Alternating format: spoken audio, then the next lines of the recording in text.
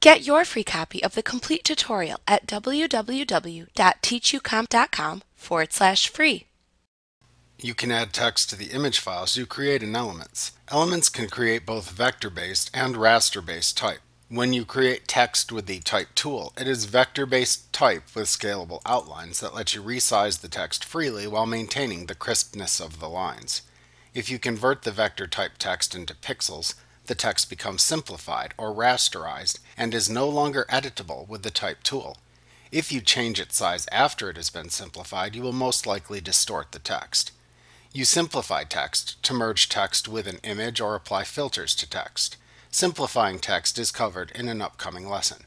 There are two basic types of text in Elements: point type and paragraph type. Point type is useful for entering a word or single line of text, and paragraph type is useful for entering and formatting multiple lines of text as one or more paragraphs. In Elements, you use the Type tool to create and edit text. If you select a blank layer within the Layers panel and then use one of the Type tools, the selected layer is converted into a text layer. If you have a layer with existing content selected in the Layers panel and then use one of the Type tools, a new text layer is added to the Layers panel. When you click into the layer with the Type tool, the tool switches to its edit mode.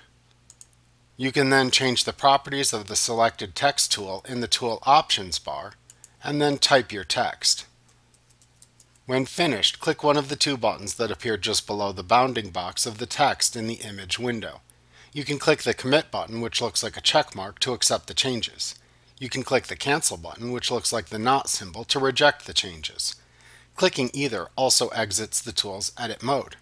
There are many different type tools in Elements. For example, you have both a horizontal and a vertical type tool. You also have a horizontal and vertical type mask tool. You use the Type Mask tool to create a selection border for the text you want to add. You can then make the same kind of modifications to type selections made with this tool as you would with any other selection tool. For example, you could fill the text with a pattern to create a custom text font. Like what you see? Pick up your free copy of the complete tutorial at www.teachucomp.com/free.